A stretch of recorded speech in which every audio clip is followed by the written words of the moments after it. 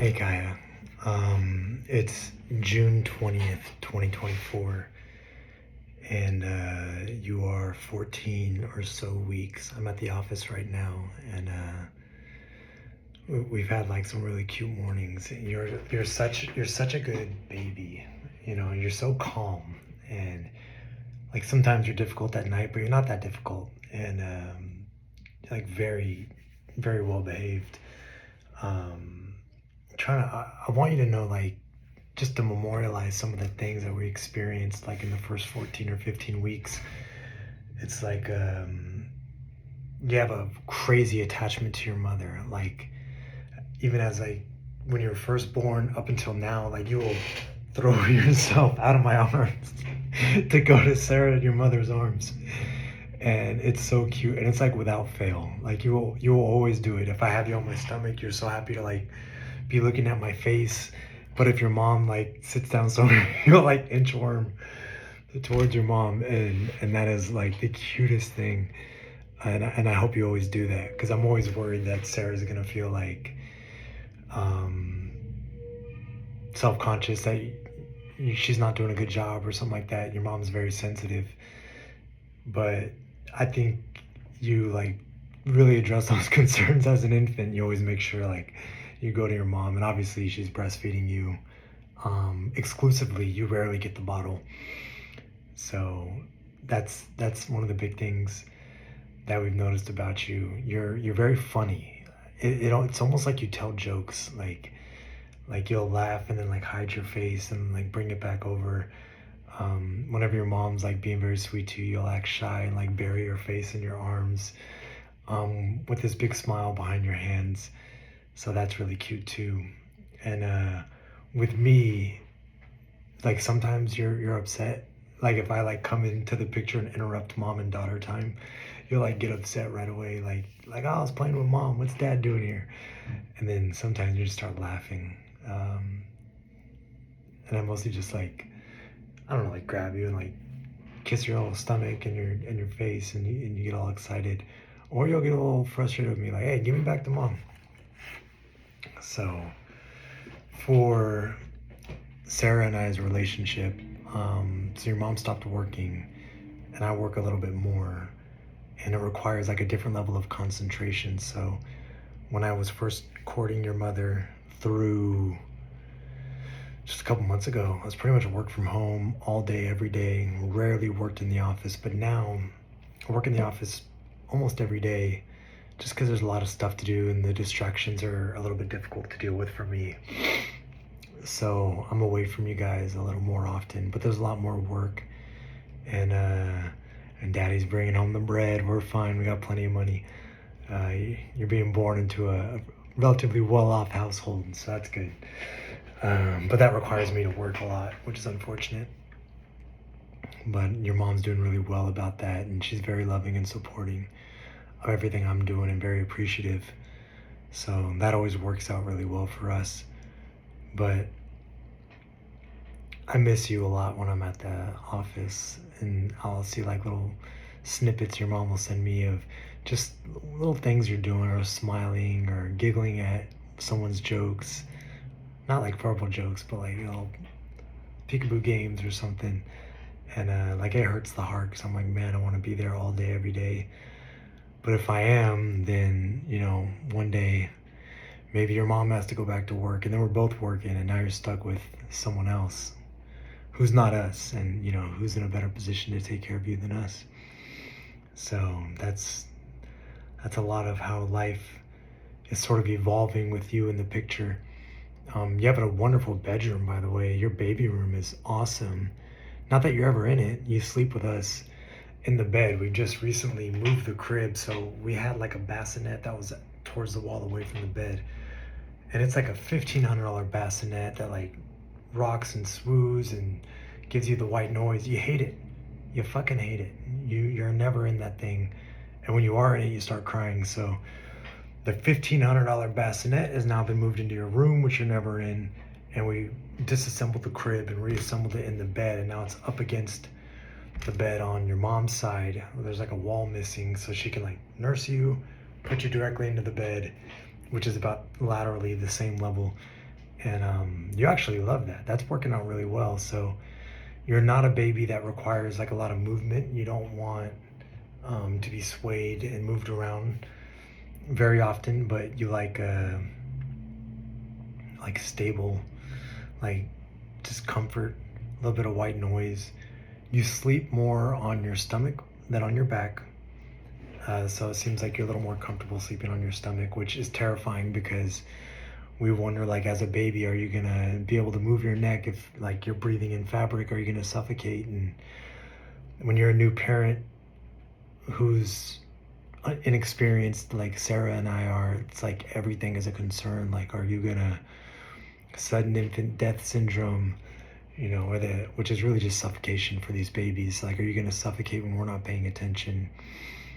Sarah just does so much to make sure that this doesn't happen to you.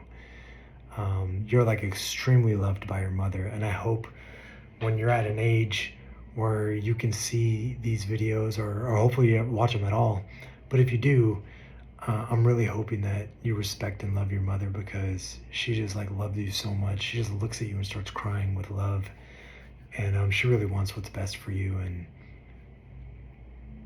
it makes me emotional just thinking about what a good job she's doing. So I hope one day you hit an age where you look at her and you're just like, thank you, Mom. Because if it was all Dad, you might not be around at this point. I'm not as safe and careful as Sarah is.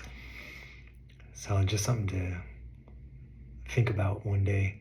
But yeah, she's always making sure you're not suffocating, you're not uncomfortable, that it's the right temperature, and the baby's got to be warmer. So if Daddy wants to sleep at 68 degrees, she's gonna freaking make the house 75 so that the baby's comfortable and you are comfortable. Some other things going on in our life is, I don't know exactly when it's gonna occur, but we're planning like another vacation. I've been doing pretty well recently, so hopefully we can do a vacation. We want to bring you on it. I think that's possible. We're looking at cruises. We'll probably bring your grandmother, Sarah's mom, Nayla. I don't know what she goes by. Maybe it's Grandma Nayla or Mimi or Nana, or like all these dumb grandparent names.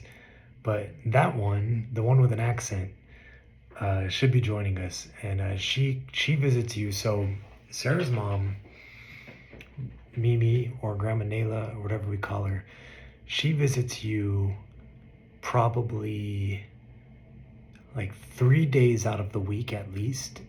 And typically that's when I take your mother on a date, to make sure she knows that I still love her and I'm still attracted to her and she's still the best wife in the world. And your mom's super hot, by the way. Hopefully she's still hot by the time you know what I'm talking about. But dude, she's a smoke. Your mom is so hot.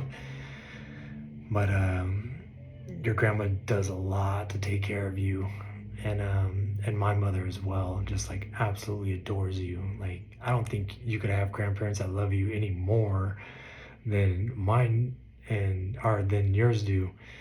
And the extended family on both sides, they're like constantly buying you shit. Like, you're, as an infant, you have more designer clothes than like people will have throughout their whole fucking life. It is like your newborn and 1 to 3 months phase, which you've grown out of, by the way. You're wearing 3 to 6, so you're 14, 15 weeks. You wear 3 to 6, and that just recently happened, like the last few days. You're starting to outgrow your 0 to 3s, or 1 to 3s, or whatever it is. But the amount of 1 to 3s like, you could rock a different outfit every day because so many people buy you shit. Like, every time we see Aunt Diane, fucking 7 new outfits. We see my mom, oh, I couldn't help it, 5 new fucking outfits. Nayla, 5 new outfits. Yeah, you're a very stylish baby. Last night you wore like a black and white leopard leotard onesie, whatever, and you like really love black and white images. It's like it's something about you, like anything black and white, you just like, you're fixated on it and you like stare at it for a long time. Like the holy projector. Ask your mom about the projector above the bed. It's black and white. It's very big. And you when you were young, when you were like between 1 and 3 months old, like you would just stare at this thing like it was, and like in wonder, like your eyebrows would be up. but you had this black and white leopard onesie on, and you like were like staring at your legs and your arms, and like you were even ignoring our little swooning over you so that you could stare at this thing. It was super cute. But anyways, that's a general update for everything that's going on right now. Your mother and I, we still don't fight. We got a beautiful relationship. Uh, she's doing a lot of the child rearing. I'm doing a lot of the money making. Uh, if I have any advice for you right now, education is important. Keeping a clean record is important. Choosing your friends and partners wisely, something I had a hard time doing when I was younger. Extremely important. You choose based on competence. Try to find a way to find competence sexy. Are they doing good at the shit that they're supposed to do? Do they take care of their body? Are they clean as fuck? That's a good partner. Are they Do they enjoy getting in trouble? Do they enjoy being the class clown? It's attractive. Not a good partner. But this is our update, or my update, and I love you very much, so much. Cutest little videos. If Instagram's still a thing, go check my Instagram out around this time. Just me and you, best friends. Cutest little videos. Same as your mom. Well, she's like the collaborator on all the videos, anyways. So you'll see it on her page too. But I'm so excited for the day that you are cognizant and you have a personality that, like, you can reason, you can think, you can have conversations, you have curiosity about your parents and what it was like for them raising you and all these things. Like, I'm so excited to have these conversations with you. And I just want to remember like what it is I was thinking at that time. And I don't know what kind of work I'll be doing in the future, if I'm still running my own law firm, or if I'm freelancing everywhere, or if I'm working for someone else, or whatever it is. But whatever I'm doing and whatever amount of time I spend away from the home, I'm doing it because I want to make sure you and Sarah just have a very easy, very good life. And if you want cool clothes from whatever fucking place, I can afford it. If you want whatever treats, coffees, trips, I can afford it. And I can. So, all right. Love you very much.